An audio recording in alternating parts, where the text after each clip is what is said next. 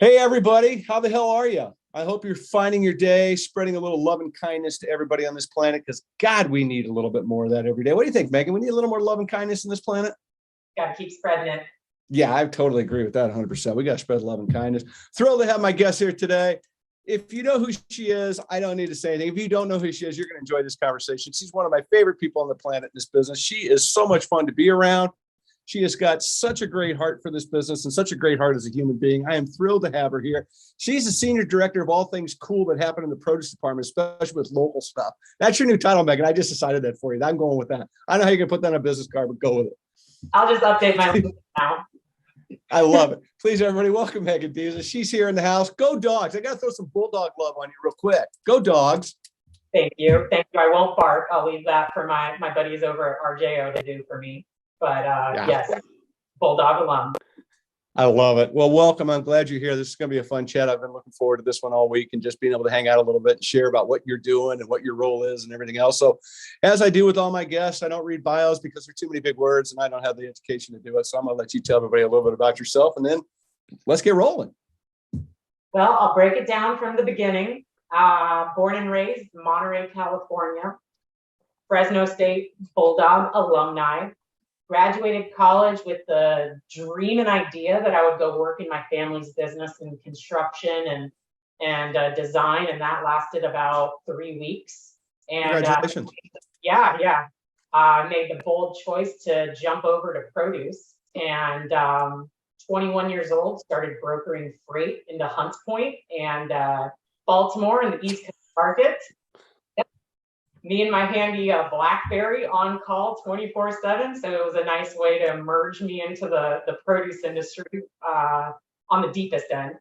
After that, did that for about a year, made some great connections as you do in produce, and made my way out to the East Coast. And rest is history there. I've been out here on the East Coast for about 14 years. Spent about 7 years in food service with FreshPoint. And the last it's 7 years this week with Sprouts. So wow, congratulations. Yeah. Running trucks into Hunts Point Market. You talk about like, let's go to battle, but don't bring a gun. Good luck. What an experience. What a way to cut your teeth. That had to be, no lie, that had to be a shit show at times. Yeah, no, I had no idea what I was getting myself into. I had no idea what Hunts Point was. I just knew like these guys are angry all the time. No offense now, I understand it. It's produce, but that was brutal. That was brutal. But I feel like now that I did kind of check the box, I don't have to go back to that. So yeah, you wouldn't go back to it if you had to go back and check the box anyways. No, I respect everybody that is in that. Oh, it's such a big people in the logistics business have all my respect and admiration. That is such a tough business to be in. Not only are you dealing with what you're hauling, how you're hauling it, when it has to be there, you got dealing with the people involved in all that process, which is a challenge in itself. I mean, no lie, this country owes truckers a big gratitude, and they don't get diddly squat half the time from anybody. But God, they're such an important part of moving our economy. So yeah. I got to give some love that way. We got to throw the love out. I got to agree with you there. Absolutely. Yeah, no doubt. So let's talk a little bit about what you're doing at Sprouts. Talk about your current role. And that's one of the reasons I asked you to come on here. And I'll give everybody a little bit of a sneak peek on it. But you do really look a lot at what local produce is and what that means. And I'm really looking forward to talking about that with you. So if you wouldn't mind, tell everybody a little bit about what your current role is. Yeah, so let me break down from, kind of give some backstory so it makes sense. So at Sprouts, we have a very flexible structure within produce sourcing and category management. We have our team over in our corporate office in Phoenix that focuses on high-level overall national programs. Throughout the marketplace, so Sprouts is across the country. We have 7 distribution centers, and so spread across the country in select markets. We have a team focused on sourcing, merchandising, in-store, out in the field, trying to go out and bring to the store, to our customers, some of the best, some of the freshest, the coolest local and regional produce. And so my team, that's what we're focused on, trying to grow the business and support overall produce have some fun doing it, and bend a couple rules and figure out what works and what doesn't. So. Well, that's retail. But I mean, look, that's retail 101, right? Just because you throw it on the shelf doesn't mean it works. Exactly. Right. And so, and on that. Yeah. Well, but to be fair with that statement too, it's not like you're dealing with stuff that's not a ticking, time clock anyways, right? It's only got so long. So, produce is one of those things that constantly evolves. It changes. I think if you put the same apple in the same place every single time, it's not going to be the best experience for everybody involved. It's real convenient, but it's not going to work long term. So I think it's really, I think that the fact that you guys have that approach on that national scale, where you have those moving parts doing different things, I think it shows in the stores. I think it shows in what you guys are doing. I think it shows the way people shop at your store. I mean, I shop there. I say firsthand, I know. It's just a different experience. People expect something from your produce department, right? I don't know if they necessarily have that. It's like, yeah, I expect them to have bananas, but I think there's a different vibe that you guys throw out there. I don't know, just to me, I feel that when I'm in the store. So, produce is obviously a massive part of the retail grocery business. There's no two ways about it, right? And when you think about it from an organic standpoint, I mean, I always say organic produce is a gateway drug to get people to buy more organics, right? But it really is, right? It's because it's a thing in the store that you can touch and feel and smell. Like, you're not going to go say, hey, can I go smell that ribeye? He ain't going to hand it to you, right? I mean, it doesn't work that way. So it does become this interactive deal. And I think because you guys have that farmer's market feel, because you have the display mechanism of what you do, and the fact that you go about it the way you do, I think it really does show, and I think it makes a big difference to the consumer experience. So talk to me about kind of a two-part question. How important is produce to Sprouts corporately? What's the vibe from upstairs, right? And then also to talk a little bit about why that farmer's market feel matters in context of what I just threw at you. Yeah, so I'm just going to forewarn here that I think what every department is doing at Sprouts, all my counterparts in other departments, they have been doing fantastic work. They have, the growth that they have seen in other departments is crazy, and hats off to them. But we're going to talk about produce. Yeah. And when you look at how important produce is to Sprouts, I mean, my opinion's a little skewed just because, I've been persuaded by the produce industry from a young age, all right, as 21. So I have no other view other than produce is number one, produce is king, right? Yeah. And, for me, when I look at it, produce is the foundation of our identity. That's how Sprouts came to be, in my opinion. Yeah. And it's going to continue to be that. And I don't know, I feel like there's so much in produce that you can't get in any other department when it comes to deeper meaning. And again, my opinion, but you look at what we're capable of doing in produce and what it means, like all the messaging and the meaning behind produce is, it has the ability to really affect change, in my opinion. I look at it different. So when I started at Sprouts, the main thing that was driving me, why I was so excited to come on board, was because I was looking at a department that was doing something that was unheard of in the industry. We were offering healthy options at an extremely reasonable price, giving accessibility to everybody, not just the select few that can afford it, right? And so here I was like, oh my God, like we are doing something bigger than just this department. And so for me, I feel like produce is going to continue to be that identity. And then you fast forward to today, right? 7 years in Sprouts, and I'm still reminding myself of that purpose and allowing that to shape my perspectives and my actions. And so produce is more than what you see inside the four walls also. It's purpose-driven. So in my opinion, it's too big of a deal to play a supporting role to anybody else or any other department. It gives off like huge main character energy, So that's where I kind of see produce within the org. Yeah, no, and I love that. That's a great response. Well, so, going back in my time and tenure with, thinking about where it is and stuff, and I look at what you guys do from that farmer's market field, which is different than a lot of places. Like, again, you do have that vibe to it. Like you just pulled up to the roadside stand and here it is, and it's very accessible, and it's low shelves, and it's grabbable, and it's all the other things. what's the customer feedback like? I mean, what do you, because, look, you're a big company and big companies get feedback real quick. Focus groups matter, right? They want to know. So what do you hear? What comes back around to you about the experience you guys do at the stores? So I know we love to challenge tradition. When you think about grocery stores, you think about, traditional box stores, 70,000 square feet, 100,000 square feet, super centers, whatever you want to say. Sprouts is not. And I think we've definitely found our niche in terms of like what we want to be. And so for us, I feel like that farmers market feel brings a specific vibe into our stores that no longer makes you feel like you're grocery shopping. It's not a chore, right? You hear grocery shopping, it feels like, oh, I got to go do this. Going into Sprouts is not that. Going into Sprouts is, I'm going to go experience something. I'm going to go find something new. I'm going to be able to find something that's peak season or new flavors. It's kind of like bringing like just some excitement into something that is traditionally kind of dull, in my opinion. And so I think that's what we kind of lean into. We love being different. And we're trying to show that in every way possible, from leaning away from just the status quo of grocery.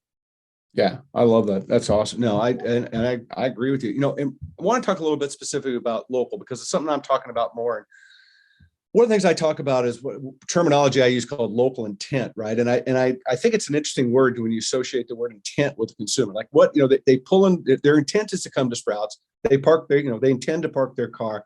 They get out, they go out with intentions like, okay, I've got to buy my shopping list here, right? Which is not what you want somebody just to stick to that and keep their head, focused on the paper and just like grab and go. But the intent part comes in where they intend to buy local. It matters. And they tend to see where their morals and values lie in the products. They tend to align with brands that align with what they believe in, right? So I think intent's a really big word, and it really does encompass local in a lot of ways, right? Because I intend to support my neighbors. I intend to support my community. I intend to support farmers that maybe I don't know who they are, but boy, I didn't know that peach came from 2 zip codes over from me type of a thing, or whatever it might be. So talk to me a little bit about local and where that's at, and kind of like what defines local to Sprouts, because that's kind of a weird thing. Like, what is local?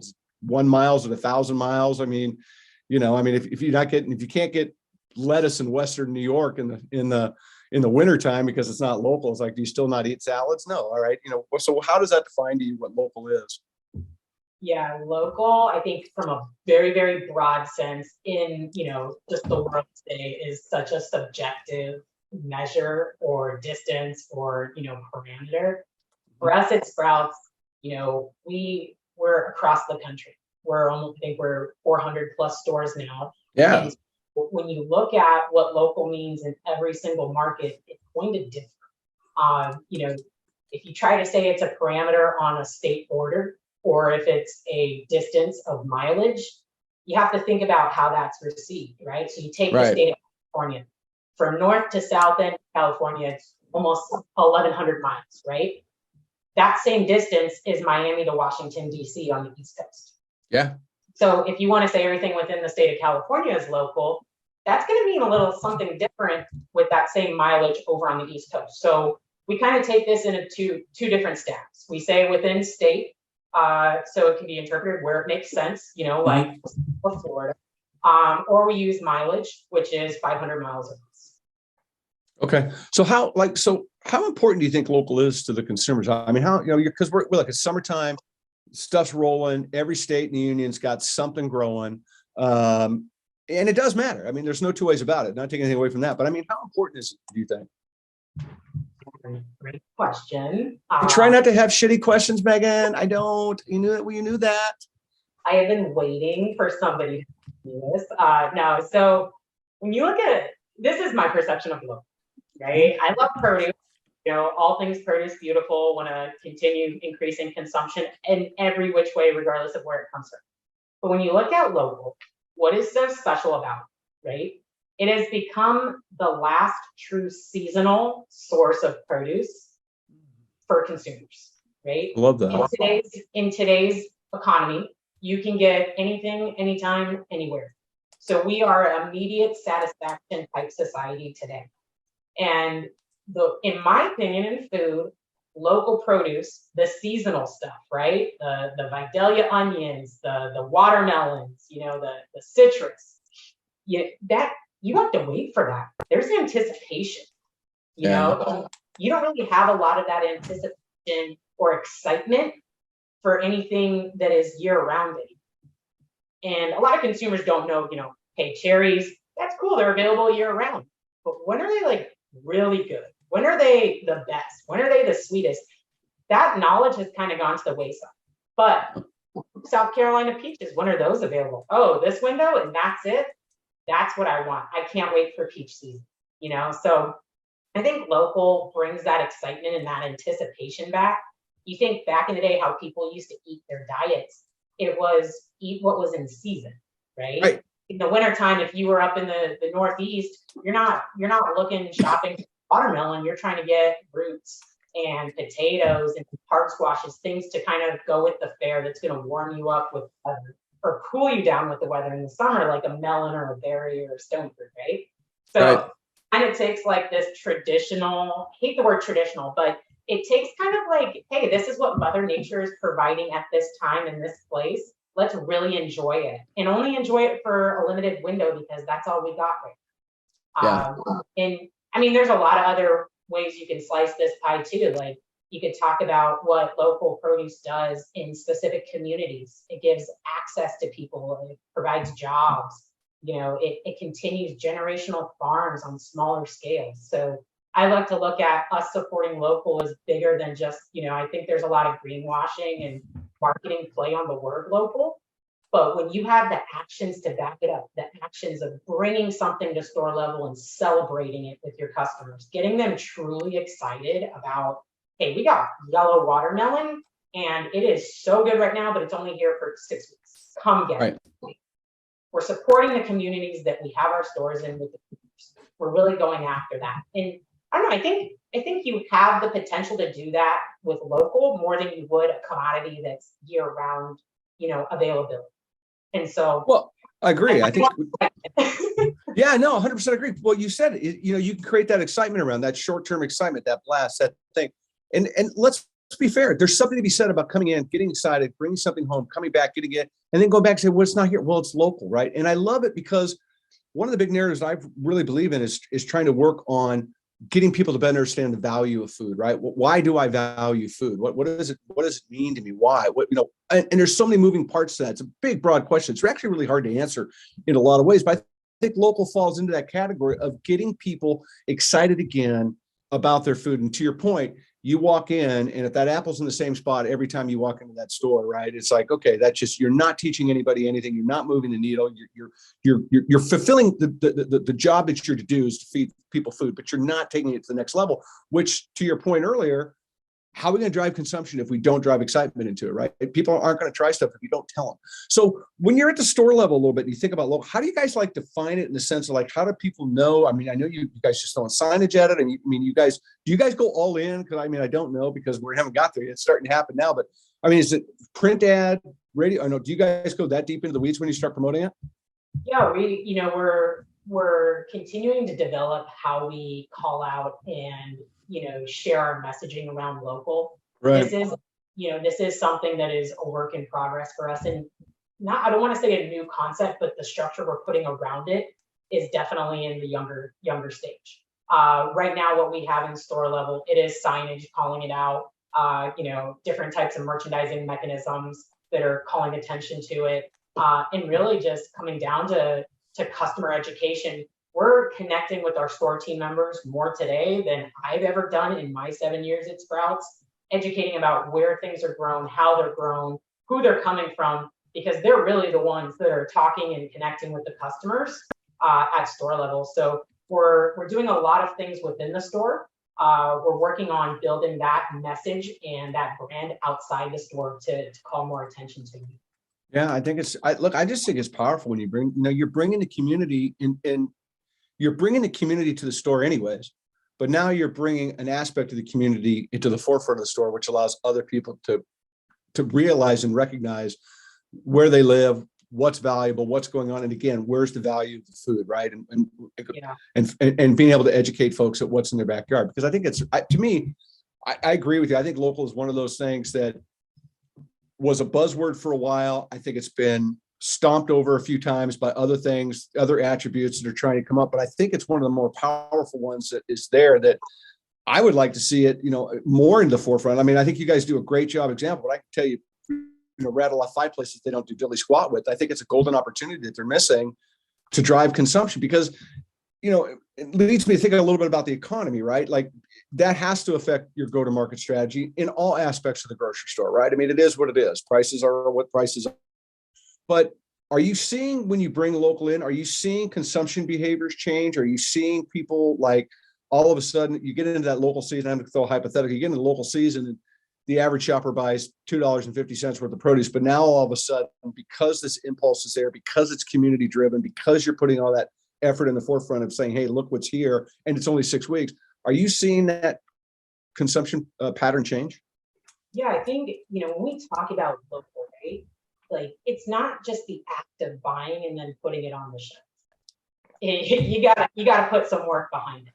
Yeah. Some work behind calling it out, from highlighting it to alerting the customer, hey, it is fall, it is October, you should be buying these apples right here. And there's also some New York cider right next to it. Buy that as well. And also, hey, this is the farm you're buying from, read about it. And so it's not just buying an item instead of from Washington and replacing it with, something with Virginia. Like, there's a lot of action that needs to happen after the buy in order to connect with the customer. And so when you talk about the impact of having local, if you just buy it and swap it out with another regional buy, okay, you get the sales, and maybe somebody might identify, okay, that's a local apple or whatever it may be. Right. But in order to be impactful, you got to put action behind it. And when you put the proper action behind it and the proper support into the store teams and connecting with the customer and ensuring the product is A1, the price is right where it needs to be, and it's attractive to be a seasonal item, yeah, you're going to see a halo effect on produce. You're going to see a halo effect on the store. And the customer's perception, right? You look at local. What's attached to the word local? Oh, it's fresh, right? Oh, right. Sweeter, or it tastes better, crispier, whatever, fruit or veg you're talking about. There's some really positive terms that are connected with the word local in the standard consumer's brain, right? We have to remove ourselves from our produce industry brains, because I don't think any of us are capable of thinking like the standard consumer. We know way too much about produce. But if you go ask your neighbor, you go ask your mom or a relative that doesn't care what you do, they'll give you some really good insight when you like, hey, what's the first thing that comes to mind when you say organic? And so for us, yeah, local does have an impact greater if you put all the work behind it and the planning and execution behind it. Yeah, I think that's powerful and very well said. And then, quite frankly, for those that are out there in the retail world that are listening, which there's a few of them that do this every broadcast or two, I think it's a moment of pause. It's a moment of, like, you're right. What am I doing to create that halo effect that's going to cross all store, right? What am I doing differently? And again, I go back to what we said earlier about the word intent, right? You go in there, you give people, they get out of the car now with intent to do good, right? They have an intent to do something. They have an intent to empower their community, or maybe they just have an intent to learn something. And I think you guys do, again, a really good job of laying that out there. Walking into my local store, you walk through the double door, right? And here's produce is a section that's there that's highlighting different things every week that's out there. That's, it's like, oh, wow, look at that. Okay, cool. But you're bringing that to the consumer directly in such an effective way. And I think it's a really smart move for people to start to embrace local more, whether they're a shopper or whether they're a retailer. It's like, I think it's, to your point, I think it's worth elevating that conversation. There's no downside to it. There isn't. And, in total produce, everybody's main goal is to increase consumption. Doesn't matter what part of supply chain you sit on, right? Right. Our main goal is to increase consumption. And so in order to do that, I think in today's industry, facing today's customer and, all the different changes in the economy, you have to start getting creative on how you connect. That's the biggest thing too, is, I don't feel like you can bring in an item, a cool item, a specialty item, or seasonal, and just think that it takes no effort to sell it. I think you got to put effort in, but I think you got to get creative too. today's consumer is way different than 5, 10 years ago, in my opinion. And I feel like they're more influenced than ever before. And so I think we're moving away from that very traditional locked in that list, and that's what I'm sticking to. And I think you have the potential to influence people with the right merchandising, with the right product and assortment, and the way that you present yourself within a store format. And so local, that's kind of what we're using as our our guide, and we're trying to influence as much produce into that grocery cart as possible. Yeah. Well, I think, look, you said something. We're more distracted today than ever before. And I think that grocery shopping, if you go in to buy just a roll of paper towels, that's not a really big experience, right? But if you're going in to feed your family, you're going into that weekly, whatever the case may be, distractions are a big part of that shopping experience. It used to be the distraction was maybe, mom or dad's got a couple kids running around, jumping off the cart, right? That was the distraction. Now it's your phone. Now it's something beeping. Now it's this. Now it's, all these other things that are pulling at you before you got there. Some stores are pulling at you while you're there. There's video screens. There's all kinds of, things flying at you. And I think that while it's a way of getting messages out, I think that distraction is also a way of hurting the opportunity to increase consumption, because people aren't, to your point, getting that vision, that buy-in, that merchandising, that signage, whatever it is, or that storytelling that's behind elevating stuff. I love what you said. And again, I think it's powerful. Yeah, it's crazy. I think one of the conversations that I find myself having, after hours, having a drink with a few of my favorite industry folks, is how do we connect with that consumer today? How do we educate that consumer about X, Y, and Z? There's so much terrible information out there that has been circulated. Facebook, I'm going to blame a lot on Facebook, because that's targeting the older generation. No offense. No offense. What, the older generation? I could slap you right now. The hell? Just, come on. I ain't that old yet. We gotta keep the boomers off of Facebook. Okay, it is causing. I'm off of. Yeah, I'm not up there. Terrible news and information spreading. So. Social media. Yeah. Well, we know the problem is we are not mentally equipped for social media. Look, it's happened. I'm an elder millennial.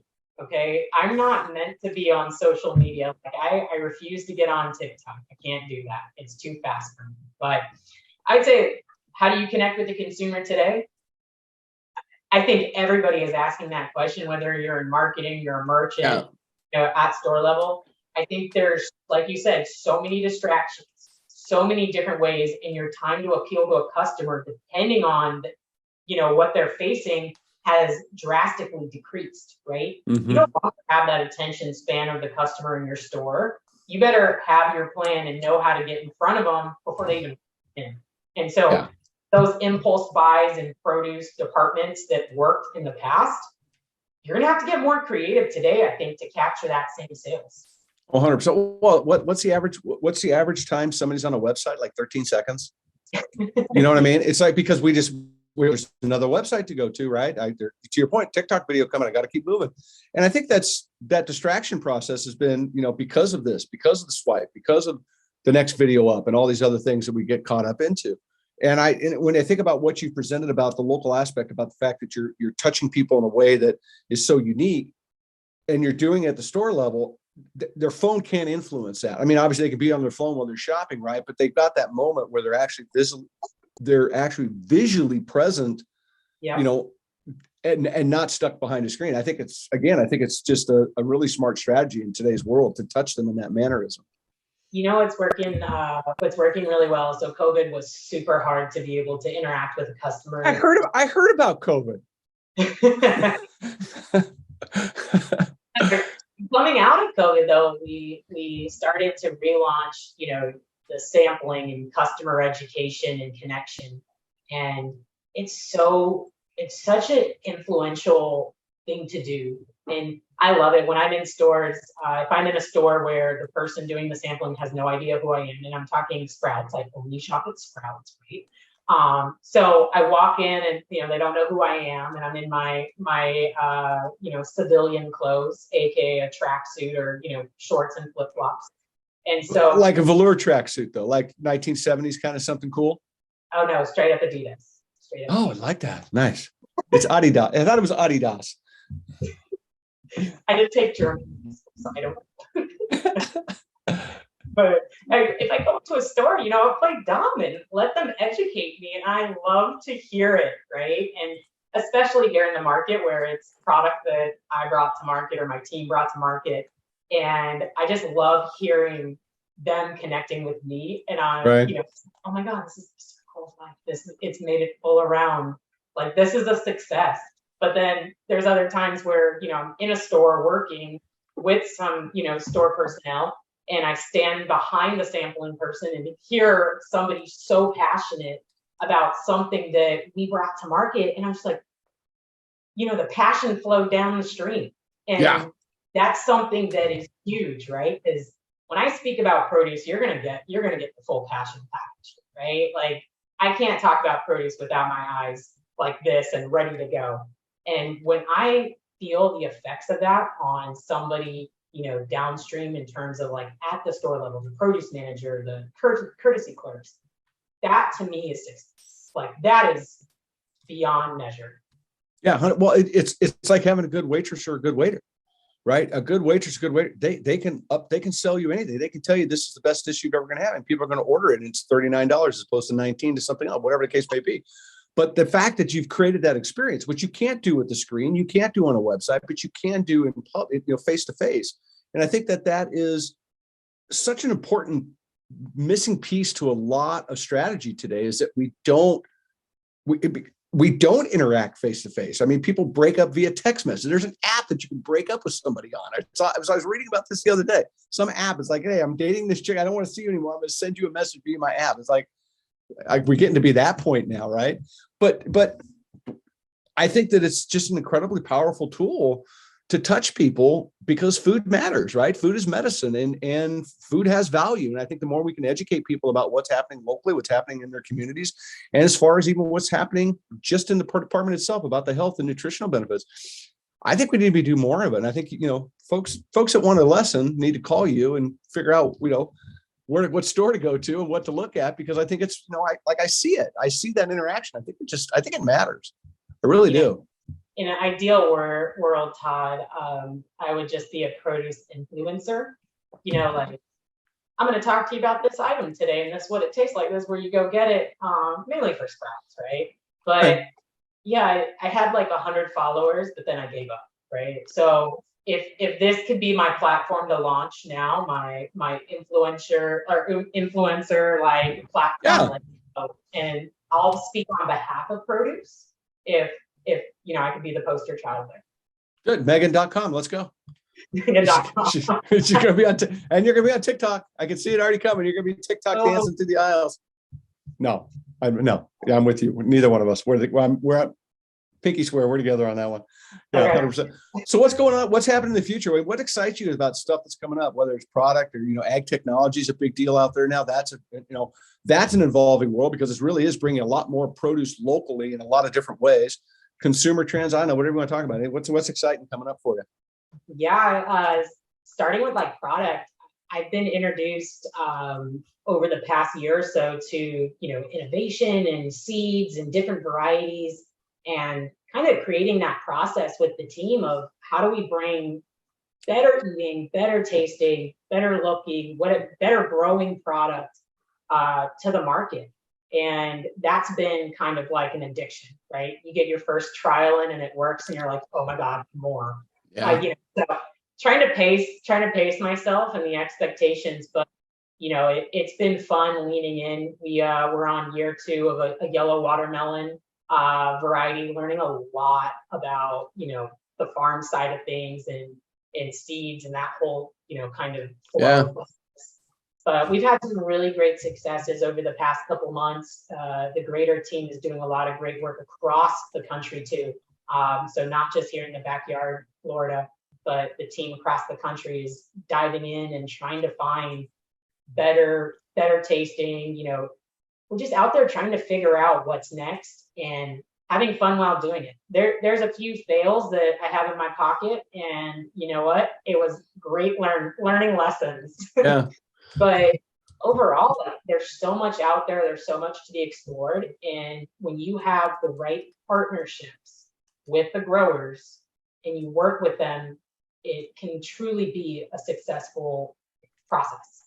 And when you have an item that works, that sticks, there's no better.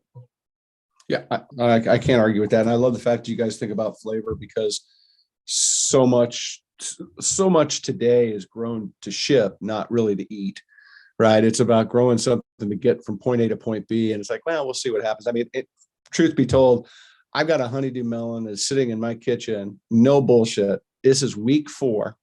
It is sitting there.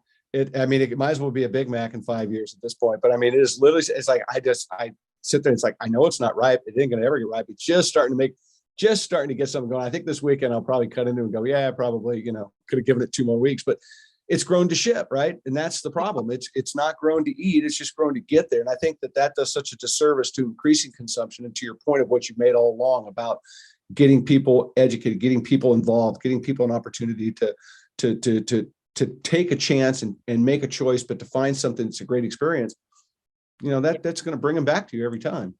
Well, don't tell the Honeydew Marketing Association this, but it's on my agenda to get rid of the honey.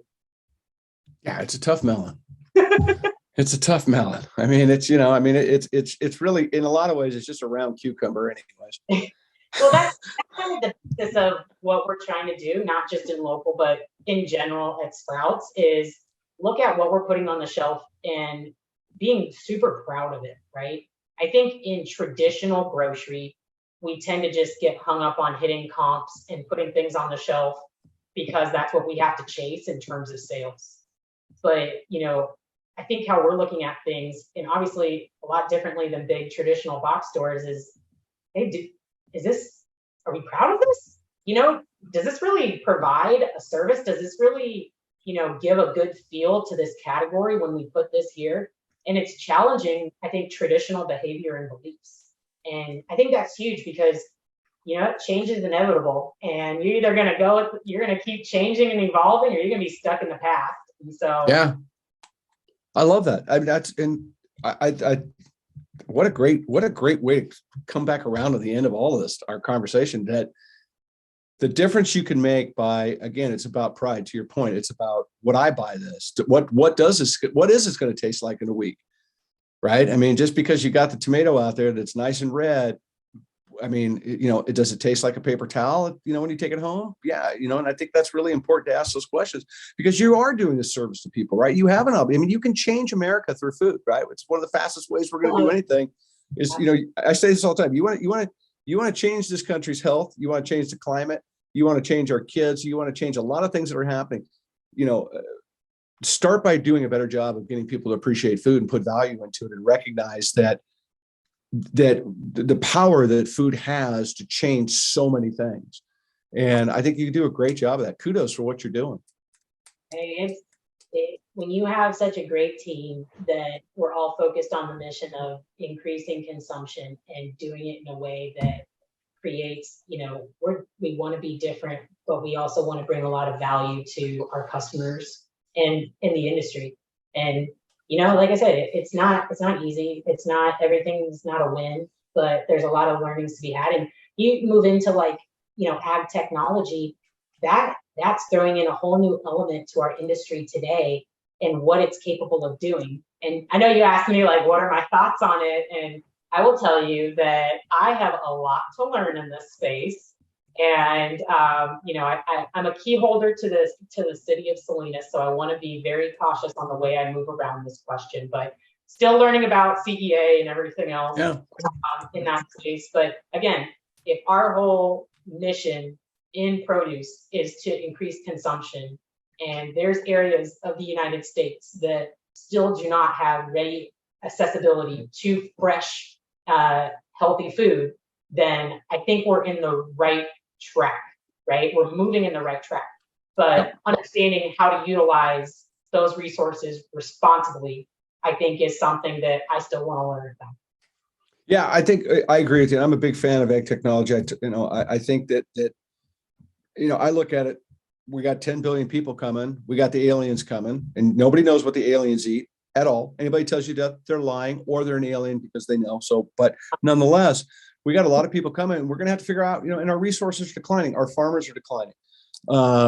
And we're going to need to make changes. And to your point, if we're going to do better as a global community, food not traveling 1,500 miles and only traveling 15 minutes is not a bad thing. I get it. And look, we're not going to not ever have dirt farmers, right? Salinas is not going to go away. It's just not going to be replaced. It's going to modify as it has over time.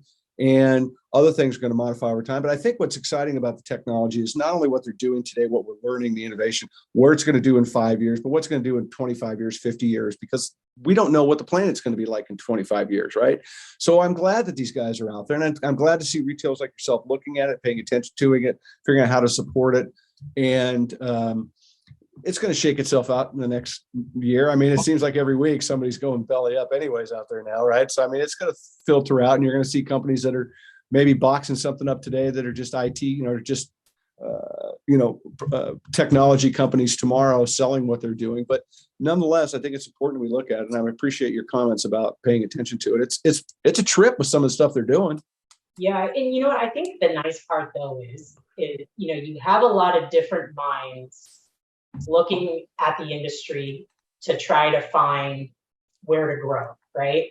And so I think it's energizing a lot of people to refigure what they're doing and, hey, is this really worth our time? Or, hey, can we do better with this? Is this really the variety? And so I like the competition to better the product in the market. I would say one thing about local too, I really want to clarify is just because it's local doesn't mean that it belongs on the shelf, right? It still has to check that criteria of, is it fresh? Is it flavorful? Does it, is the customer wanting to buy this, right? Right. Spec or, appearance or eating experience. And so if we're just growing food to be local and that's all we want to do to check a box, that's not doing this industry any kind of service, right? No. We want to be local, but we also want to deliver phenomenal food. Phenomenal. Right. And let's check all those boxes and not think that we can just get by just doing, hey, yeah, it's closer to your area or your community. I don't disagree. Yeah, I don't disagree with that. And then we don't need additional growers or products into our industry that are not adding value, right? That's the biggest thing is in growth, let's find the value, let's go after the value. Let's not just add to add, right? And so I think it's just having a mission and allowing values and to drive that mission. Yeah, I don't disagree. I really don't. I think, I think ag technology is going to be something that's going to be fun to watch from.